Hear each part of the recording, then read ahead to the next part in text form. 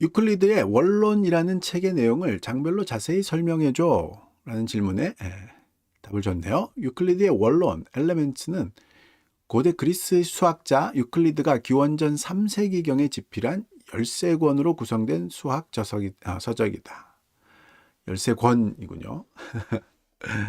그래서 뭐 지금식으로 얘기하면 이제 13부류의 장으로 13장으로 되어 있다라고 할 수 있겠죠. 기하학과 수론의 기초를 체계적으로 정리한 작품이다. 이 책은 정의, 공리, 공통 개념을 바탕으로 논리적인 증명을 통해 수학적 진리를 전개하며 이후 수학 발전에 지대한 영향을 미쳤다. 그죠? 말하자면 유클리드보다 조금 전에 있었던 플라톤, 아리스토텔레스 같은 사람들에 의해서 정리된 논리적 개념들, 즉 논리라는 것이 무엇이냐 할 때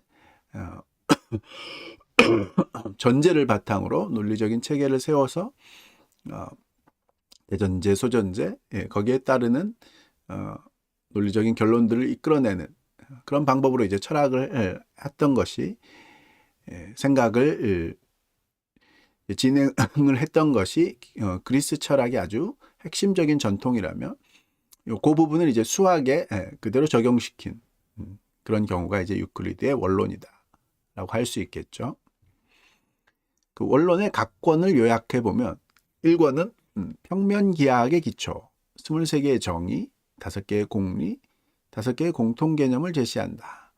삼각형의 합동조건, 평행선의 성질, 삼각형 내각의 합, 피타고라스의 정리 등을 다룬다.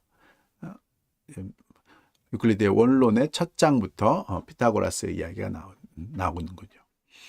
저는 이제 피타고라스 역시 그리스 철학의 말하자면 소크라테스 이전의 자연주의적인 자연 철학자들 중에 하나라고도 볼 수 있겠죠. 그런 피타고라스에 의해서 수학적인 논리 이런 것들이 그리스 사람들에게 얼만큼 영향을 끼치고 얼만큼 중요하게 여겨졌는지는 이제 잘 알려져 있는 사실이고요. 이제 그것들을 어떤 논리 체계로 정리를 할 것이냐, 이것을 이제 아리스토텔레스적인 논리적 개념을 그대로 가져와서 아주 잘 정리해낸 사람이 이제 유클리드다라고 할 수 있겠죠.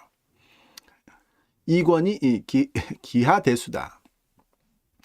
직사각형과 정사각형의 면적 관계를 통해 대수적 정리를 기하학적으로 표현했다. 수라는 것이 너무 추상적인 그런 개념이니까 그것을 직관적으로 확인할 수 있는 기하학으로 표현하는, 그것이 이제 좀 더 추상적인 것을 구체적인 직관으로 드러날 수 있도록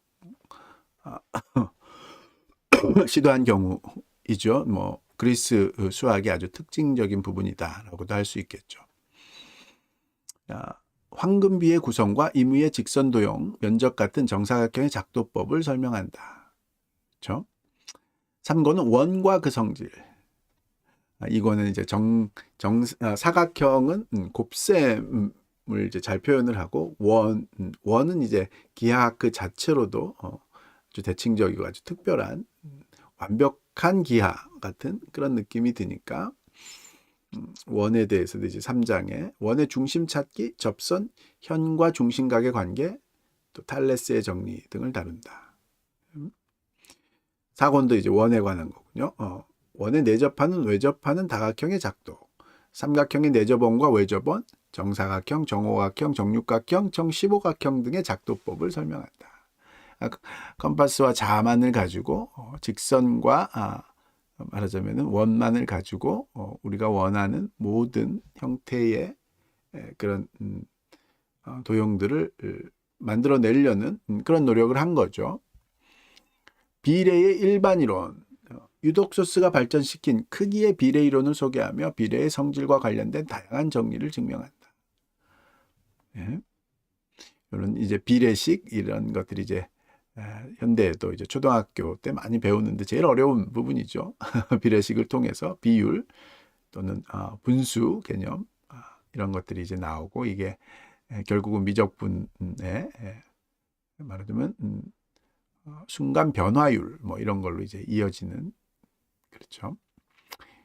6권은 평면기하학에서의 비례 응용. 유사도형의 성질, 삼각형과 평행사변형의 면적 비례 관계 등을 다룬다.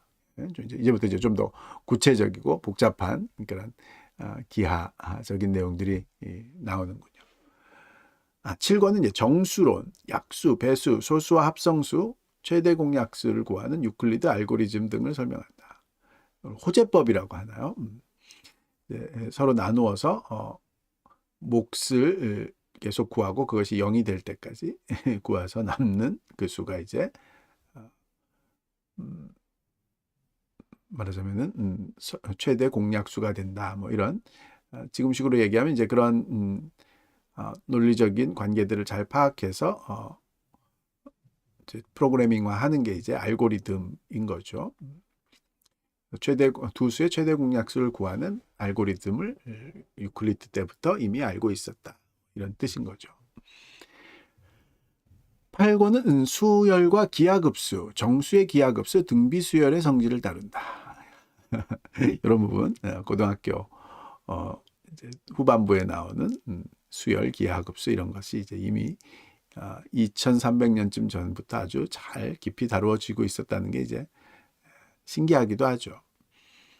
소수의 무한성과 완전수, 또 무리수의 분류, 입체 기하학의 기초, 입체 부피의 계산 뭐 이런 것들 쭉 계속되고 마지막이 재밌네요. 13권에는 플라톤의 입체 구성, 정다면체, 존재하는 정다면체가 5개로 알려져 있죠. 정사면체, 정육면체, 정팔면체, 정이십면체, 정십이면체, 그리고 또 정이십면체 이렇게 5가지의 정다면체가 있고 그 말하자면 정확한 각도로 이루어져 있는 그런 도형들을 모아서 이제 입체를 만드는 그 입체가 갖고 있는 차지하는 그 공간이 말하자면은 너무 신기하게 아주 딱딱 맞아 떨어지니까 이런 것이 이제 일종의 이데아의 말하자면 표현 같은 그런 것을 이제 플라톤은 아주 신비하게 취급을 했죠.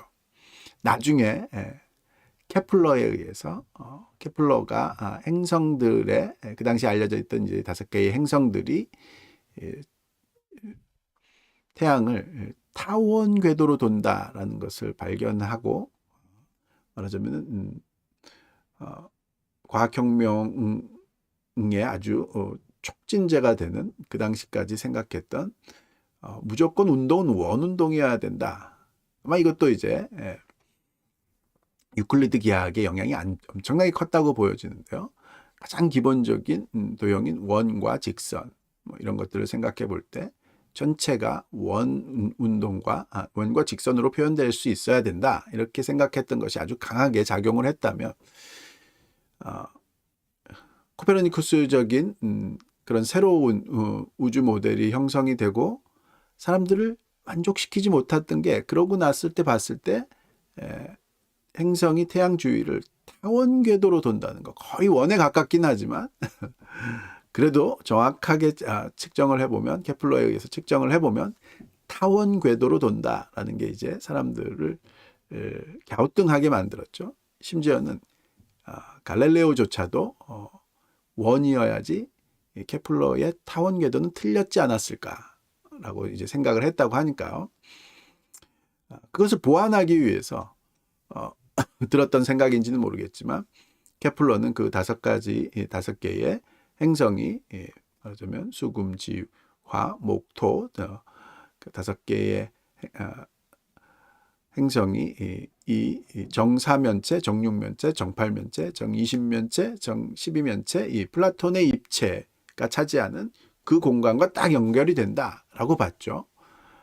그래서 이제 이런 말하자면 너무 간단하게 원이라는 완벽한 그런 모습이 아니라 좀 더 신비적인 이 정사면체, 정육면체, 정팔면체 뭐 이런 플라톤식 가장 이상적인 그런 입체들의 공간, 그 입체들이 차지하는 그 공간을 따라서 궤도가 형성된다라고 본 그런 신비주의적인 요소가 있었죠.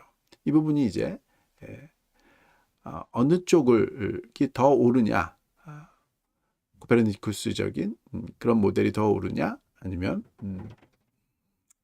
프톨레마이오스적인 요소가 더 옳으냐를 놓고 경쟁하면서도 그 기원이, 그 기초가, 프톨레마이오스는 이 유클리드의 원론이 이 자신의 모델을 완전히 뒷받침한다라고 봤다면, 케플러가 아니다, 코페르니쿠스적인 그런 새로운 관점도 원론에 의해서 잘 뒷받침된다. 그것도 좀 더 신비적인, 즉 신의 어떤 계획에 의해서 드러나는 그런 좀 더 신비적인 요소로 더 잘 뒷받침된다라고 본 그런 면이 있지 않나, 그렇게 보여지네요. 이런 것에 대해서 이야기한 말하자면은 유튜브도 있나 보군요. 거기까지 소개시켜 주는 걸로 마무리를 하고 있네요. 결론에, 원론은 단순한 수학 교재를 넘어 논리적 사고와 증명의 중요성을 강조하는 철학적 작품으로 평가받는다. 오늘날까지도 수학 교육과 연구에 큰 영향을 미치고 있으며 그 체계적인 접근 방식은 다양한 분야에서 응용되고 있다. 그렇죠? 아직도 실제 현실 사회에서는 유클리드적으로 공간을 바라보고 그렇게 생각할 때 훨씬 더 많은 효용성 있는 일들을 하게 되는, 그렇지만 우주 전체를 바라봤을 때는 사실 공간이 우리가 직관적으로 보는 유클리드적인 그런 공간이 아니라 비유클리드적인 공간, 머릿속으로는 상상하기 굉장히 어렵지만 모든 것이 중력에 의해서 휘어지는 그런 공간이다라고 생각하는 것이 이제 현대의 이제 우주관이죠. 하여튼 그렇게 프톨레마이오스에서 코페르니쿠스, 또 그 코페르니쿠스에서 다시 케플러, 뉴턴을 거쳐서 아인슈타인에 이르기까지 우주를 바라보는 관점들이 꾸준히 변해왔다면, 그 변화에 자신들이 생각하는 새로운 우주관이 정말이다라고 믿게 만들어주는 그 근거로서 수학적인 근거가 있었다. 이 말을 이제 해보고 싶은 거고, 그 수학적인 근거가 실제 우주의 모습에 근거가 될 수 있다라고 볼 수 있는 이유는 기독교적인 전통, 즉 실제 우주가 하나님이 이성적인 하나님의 계획으로 수학적인 그런 법칙을 맞춰서 만들어진 그런 창조 세계이다라는 것을 믿었던 기독교적 신앙과 굉장히 깊은 연관이 있다 하는 말을 해보고 싶어서 유클리드 이야기까지 해보게 됐네요. 여기까지 해볼까요?